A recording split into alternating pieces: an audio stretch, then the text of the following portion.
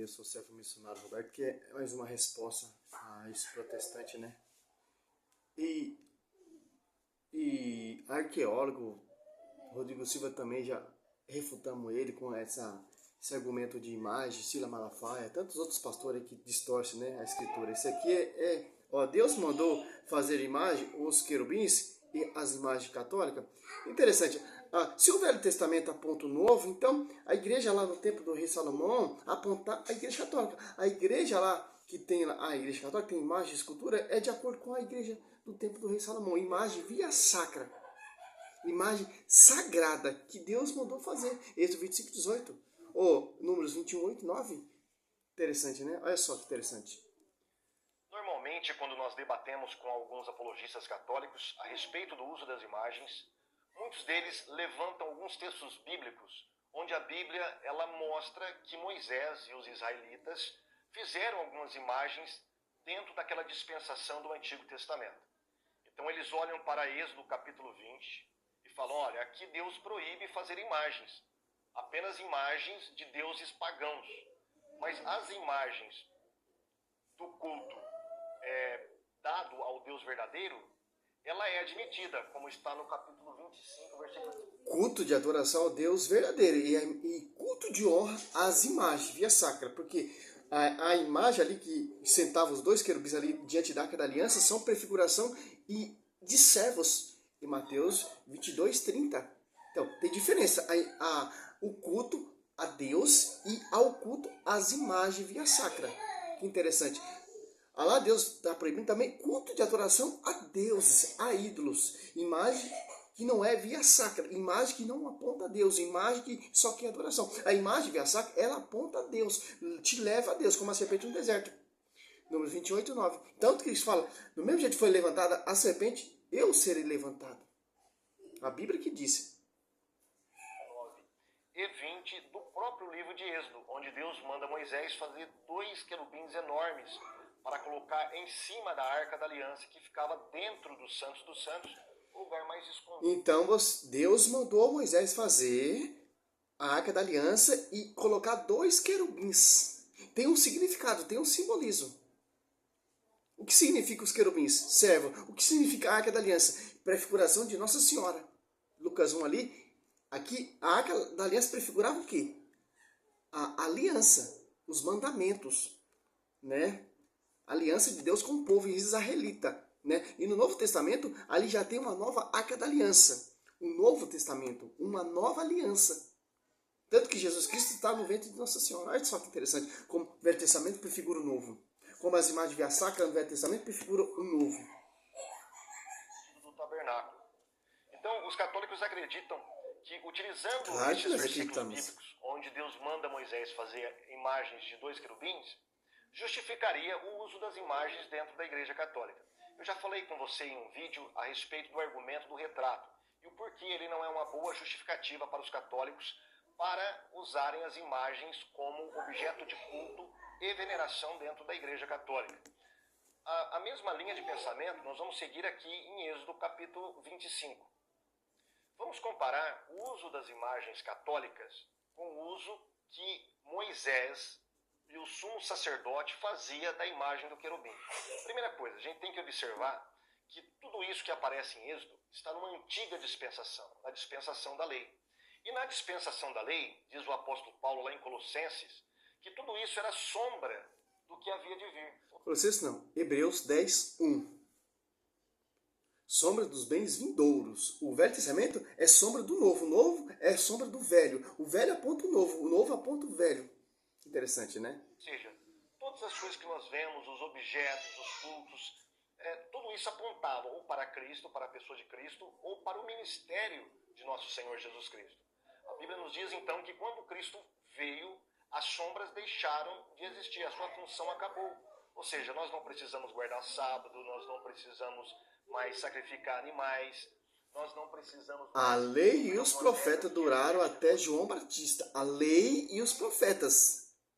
Não está falando das imagens sacras, das imagens consagradas.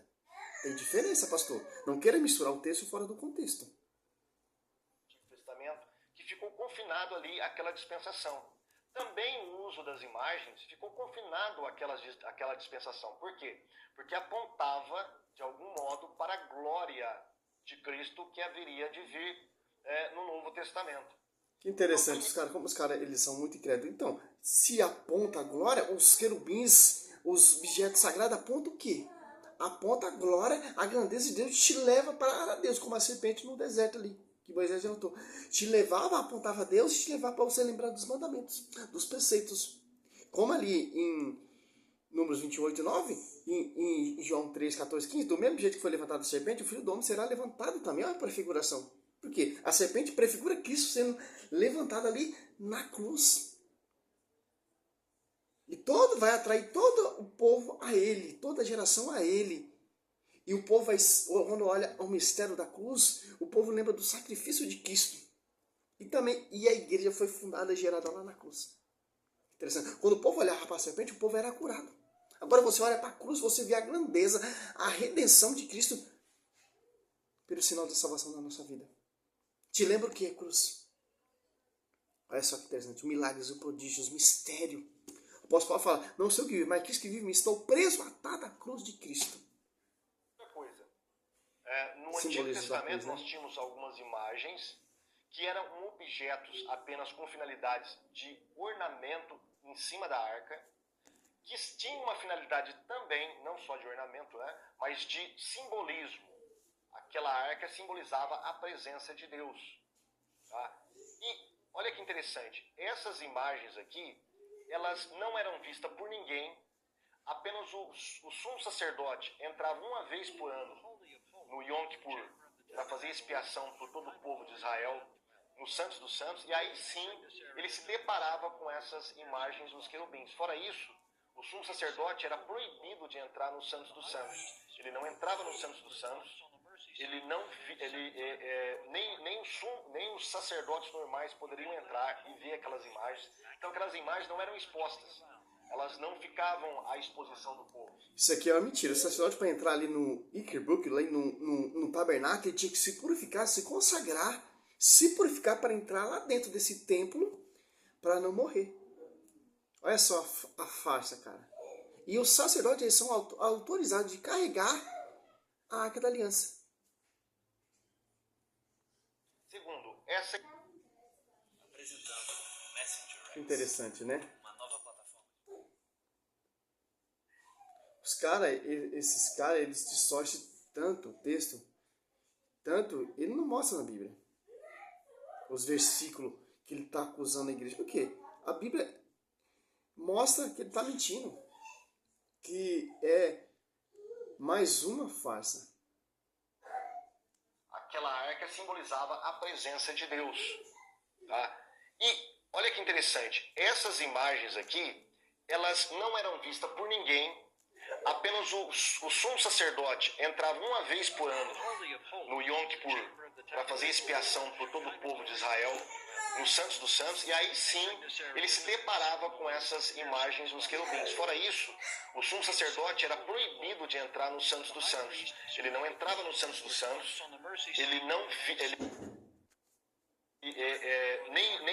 nem os sacerdotes normais poderiam entrar e ver aquelas imagens. Então aquelas imagens não eram expostas.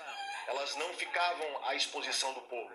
Segundo, essa imagem do querubim não era levada... Ele viu como que é mentira? O templo do rei Salomão tinha querubins desenhados tanto por dentro e tanto por fora. 1 Reis 6, do 22 ao 35, Ezequiel 41, 17 ao 26. Tanto por dentro tinha imagem de querubins e por fora.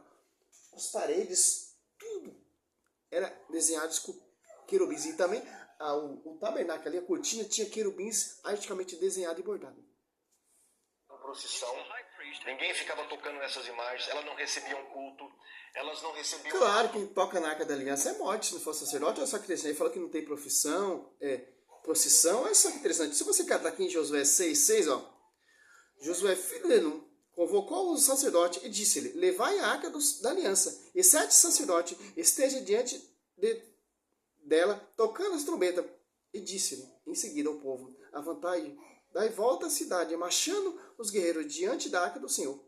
Logo que Josué acabou de falar, os 7 sacerdotes levaram as 7 trombetas retumbantes, puseram-se em marcha diante do Senhor, tocando os seus instrumentos, e a arca da aliança do Senhor o seguia. Marcharam os guerreiros diante do sacerdote que tocava a trombeta. Retaguarda seguia a arca, e durante toda a marcha ouvia-se retinido da trombeta. A arca do Senhor deu uma volta à cidade, retomando ao acampamento para ali passar a noite. Olha só que interessante, o cara falou que não tem, cara. Crônica 15:15, ó.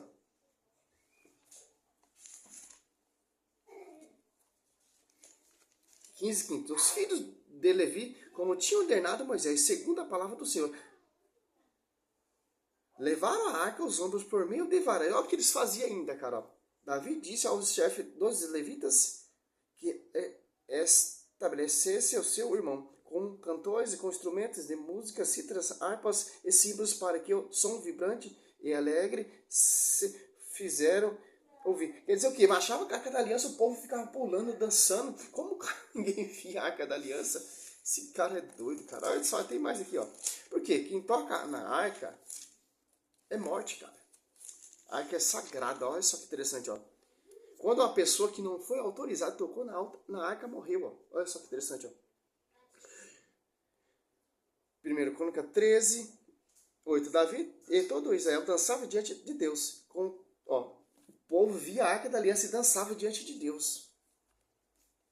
Com toda a sua alma, cantando com acompanhamento de cítaras e harpas e tamboris, símbolos e trombetas. Quando chegava a era de Quidom, Osa estendeu a mão para sustentar a arca de Deus, porque os bois tropeçando e tinha feito inclinar. A ira do Senhor se inflamou contra Osa e o feriu, porque estendeu sua mão para a arca.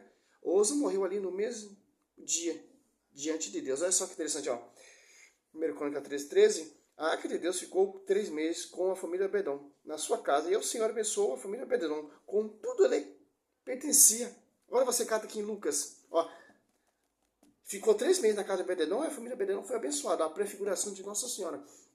A arca da aliança, ela prefigura a nova aliança que está sobre a vida de Nossa Senhora. Ó, Lucas 1:56, ó. Maria ficou com Isabel cerca de 3 meses, e depois voltou para sua casa. João Batista a família Santa Isabel foi abençoada também com a família Obededom. Como não tem marcha com a arca, pastor? Como não tem? É imagem via sacra, imagem sagrada. Como o cara faz um vídeo desse? As imagens ali do Velho Testamento de Êxodo 20, versículo 3 e 4, são imagens pagãs, imagens de ídolos. Se você catar aqui, ó, meditar em 1 Reis 11, a idolatria do rei Salomão, que se corrompeu com aquelas mulheres pagãs. Se você catar aqui, ó, Samuel 5:1 até o 5, você vê uma imagem via sacra e a imagem do Dagão. Que interessante, que caiu por terra. Olha só que interessante. Aí você vê a diferença da imagem via sacra do povo de Deus e a imagem pagã do povo filisteus, que não é povo de Deus. 1 Samuel, ó, olha só que interessante. Aqui você vê a diferença de uma imagem via sacra, consagrada, e uma imagem pagã. 5. Aqui, ó. Até o 7 você vai entender o que é uma imagem via sacra, uma imagem que tem aliança, que Deus mandou fazer, uma imagem que Deus não mandou fazer, que não tem aliança, e é um ídolo, é do povo pagão, que não tem aliança com Deus.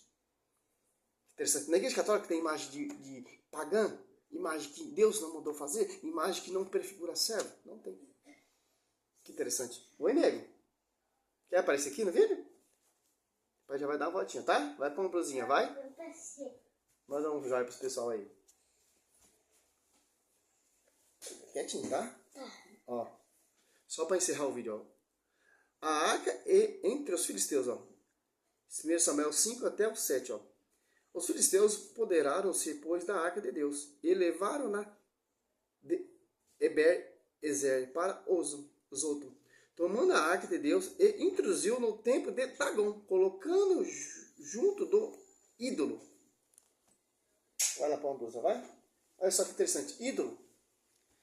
Agora você vê a diferença de uma imagem via sacra e uma imagem do Deus pagão Dagon, que é a imagem de ídolo, que Deus não mandou fazer. A Bíblia não deixa brecha nenhuma, cara. A Bíblia mostra a imagem sagrada, via sacra, os querubins prefigura servos, porque em Mateus 22:30, Jesus fala assim, no dia da ressurreição seremos igual anjos, que a visão espiritual é essa. Que interessante. Por isso que tem esse simbolismo. Os querubins apontam os santos, apontam os servos, e a Arca da Aliança é a própria presença de Deus vivo. Quer dizer o quê? Ali, no Novo Testamento, a Arca da Aliança já era representada por uma mulher no seu ventre. Quem deu a primeira saudação? O anjo. Depois foi cheio do Espírito Santo. E foi gerado Jesus Cristo. A Arca da Aliança tinha o quê? Os querubins, anjos. A Arca da Aliança tinha o quê? A unção do óleo ungido, que é o Espírito Santo. E dentro da Arca da Aliança tinha o quê? A palavra. Verbo que se fez carne no ventre de Nossa Senhora. Não é mais palavra.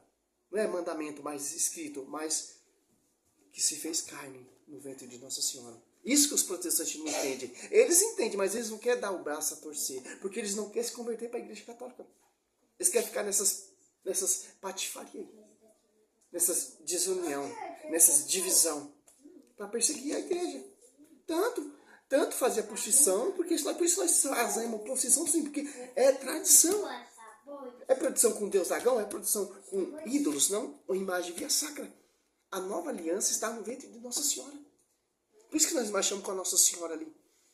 Dançando, pulando de acordo com o texto bíblico, de acordo com a tradição. Isso que Davi fazia e fez. Se você catar lá em Crônica 15, Crônica 15, 24, 29, Crônica 16, 4 e 6, Josué 7, 6, prostrou diante dessa Arca da Aliança, que senta os querubins em cima do proicitário. Olha só que interessante, porque refletia a aliança, a grandeza de Deus, apontava a Deus, a presença viva de Deus, e os caras não entendem isso. A imagem de Nossa Senhora representa o que? Te aponta o quê? Te leva a Deus. Ela aponta você para Deus. Que interessante. É isso que os caras não entendem. Salve Maria, sou missionário Servo Roberto.